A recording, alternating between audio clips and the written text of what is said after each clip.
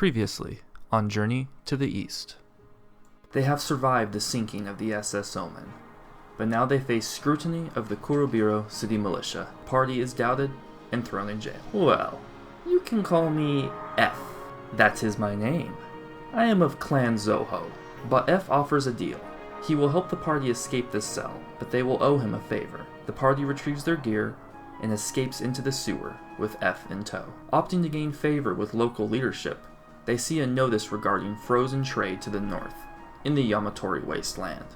Arriving at the governor's manor, Lord Ashitori, Ashi details the job.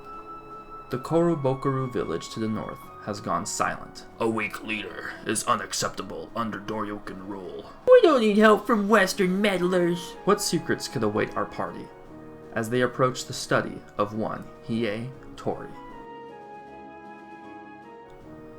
The study of Hiei Tori lies just outside the city walls in Kurobiro, and as they pass through the open southern gates, the party is once again met with unwelcoming eyes from the city militia. Zane even hears some insults he's never heard in the Hanamuran tongue.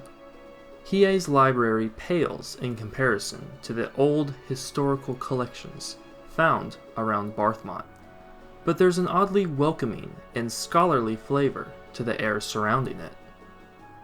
Once inside, the party sees a rather messy collection of books, scrolls, and tomes overflowing from an endless maze of shelves.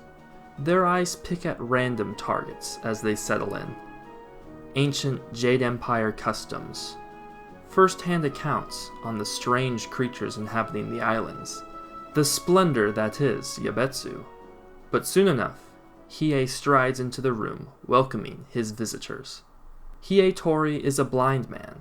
His fingers trace invisible words as he navigates the familiar rows of knowledge. Ah yes, welcome to my humble home. Please, do pardon the mess. I'm not accustomed to company often, and I'm afraid my collection is testing the limits of my storage. Regardless, you are most welcome. My brother informed me of your intent to visit. Perhaps I can answer any questions you might have of the islands? Hiei is indeed the brother of Ashi, the governor of Kurobiro.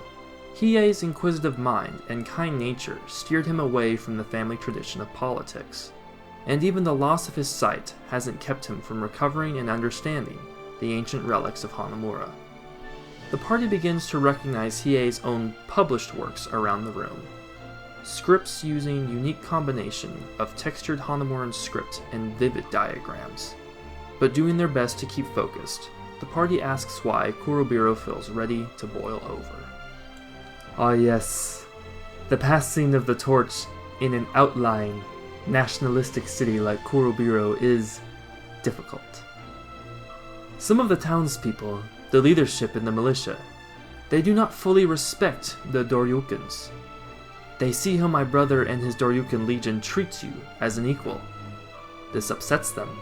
Hiei likens the atmosphere to more larger troubles in Hanamura, painting a better picture of what's happening in the east.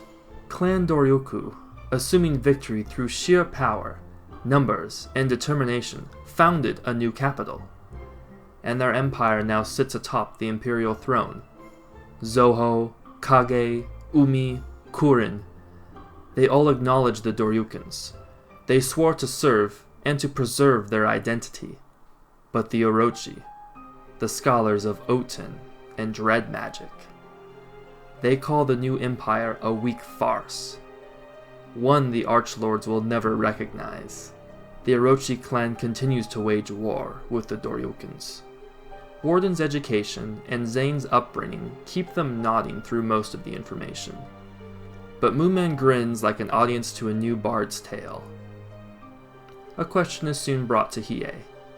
What exactly is this Oten he speaks of? Hiei looks troubled, rubbing his temple and tracing his lips as he continues.